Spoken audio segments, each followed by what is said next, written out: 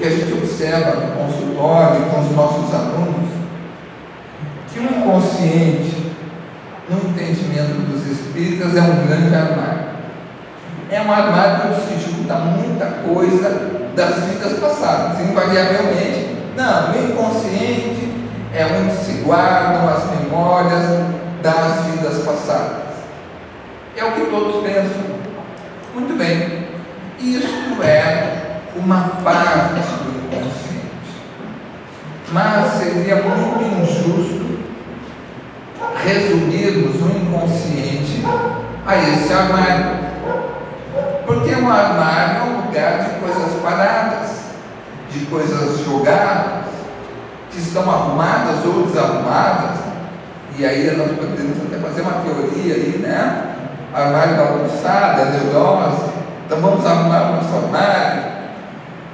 Mas o inconsciente é muito mais do que um depósito de coisas paradas, como se fosse um imenso banco de dados, como se fosse uma pasta de arquivos.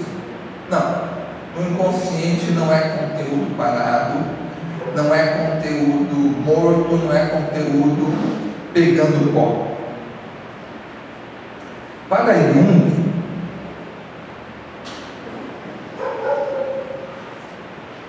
neste grande espaço psíquico chamado inconsciente, estão essas estruturas que nós chamamos então de sombra, de self, de ânima ou ânimos, que é o masculino e feminino, e outras tantas coisas.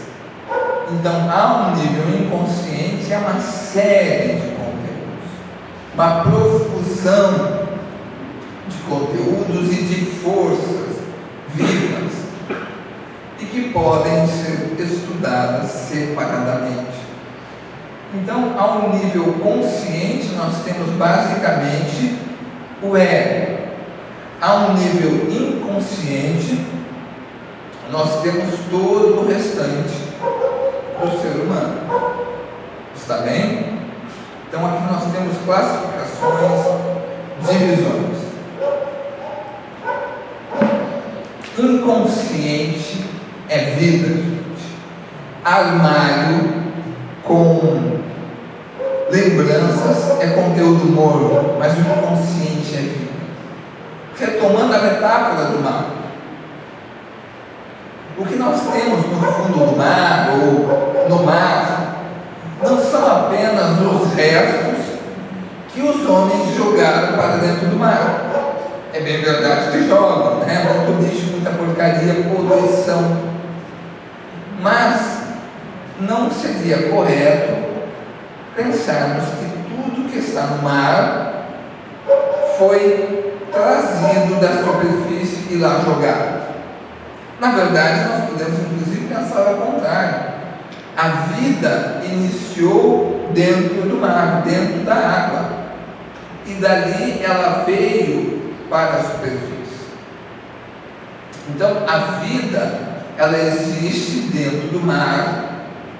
Há vidas que nunca passaram pela superfície.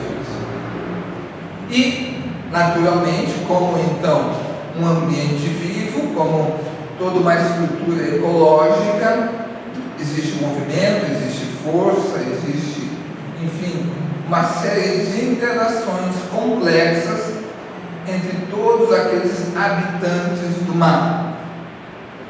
E existe também um movimento.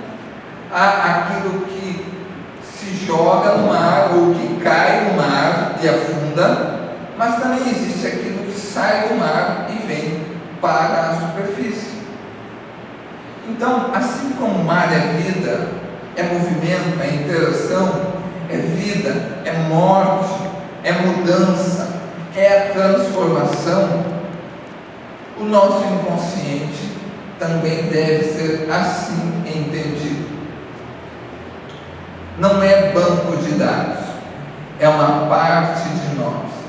É como se fosse, digamos, um outro eu, ou melhor pensando, melhor dizendo ainda, são vários outros eus nossos que existem, que vivem de uma forma inconsciente em nós.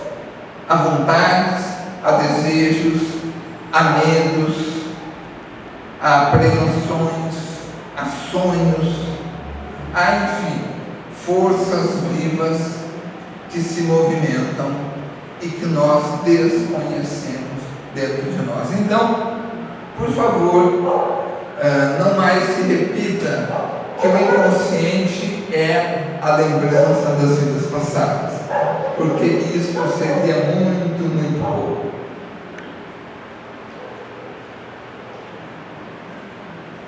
No inconsciente nós temos uma manifestação muito importante, que são os sonhos. Os sonhos,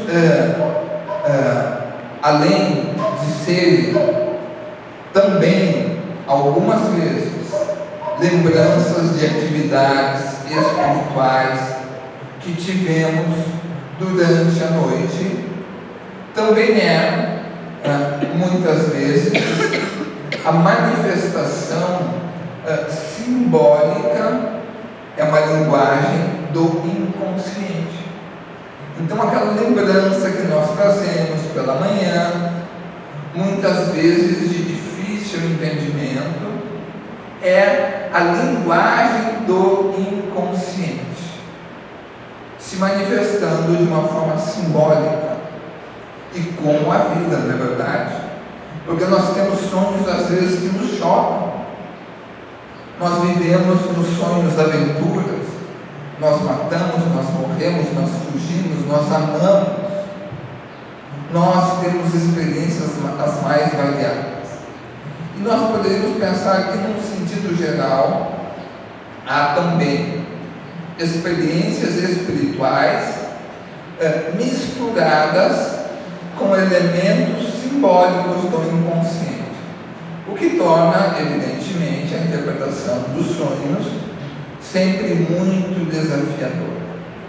Então, é importante frisar: nossos sonhos não são apenas lembranças do que passamos no mundo espiritual, são muito mais do que isto, não menosprezando a importância da libertação do espírito durante as horas do sono físico, mas, por evidente, nós podemos entender que muitos sonhos seriam impossíveis de terem sido uma vivência espiritual, não é? Então, está ali o inconsciente se manifestando nos nossos sonhos. Nós temos, por exemplo, também os conteúdos revelados pela hipnose, pelos estados alterados de consciência, que não são apenas lembranças. Nós temos personagens internos, modos de funcionamento que estão ocultos dentro de nós. Me lembro que há um tempo atrás nós fazíamos um exercício, uma técnica, uma paciente, em função do seu relacionamento com uma irmã que não era um bom relacionamento. E quase sem querer, ela escorregou para a sua infância. Escorregando para a infância significa que ela entrou em regressão. E ela passou então a falar como se uma criança fosse.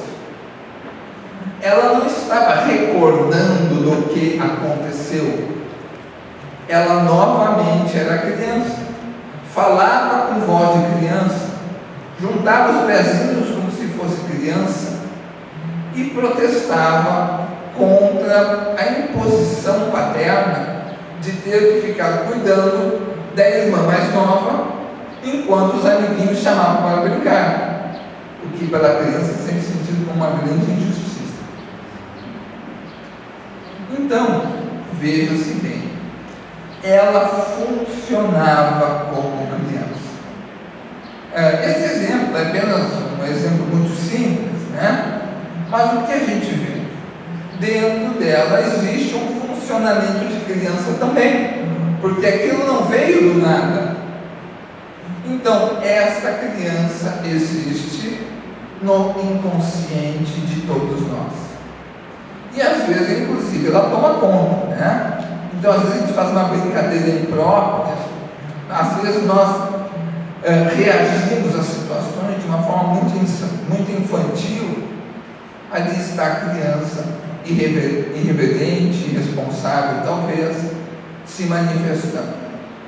Então, é muito bom que nós tenhamos também elementos infantis, mas melhor ainda é quando eles aparecem na situação oportuna, porque no enterro do amigo querido não dá para ficar contando piada e rindo, não é verdade? Mas muita gente faz isso, porque não sabe lidar de uma forma madura e deixa a criança vir. Numa reunião importante, aquela reunião que todo mundo adora, reunião de condomínio, não dá para lidar com o meu criança, porque a coisa é muito séria, tem que lidar com muita atenção, com muita maturidade. Mas às vezes a gente se deixa levar por essa criança interna e acaba lidando mal com algumas situações. Então, nós temos dentro de nós uma criança que está ao nível inconsciente. Então, veja-se bem, nós temos outros eus dentro de nós. Isso não é loucura, não, isso é ser humano, né? Assim como nós temos uma criança, nós temos também um velho ranzinza. E assim nós temos também, né, para o homem também tem uma mulher dentro de si, um feminino dentro de si. A mulher tem o masculino dentro de si, a um nível inconsciente, não é? Bom,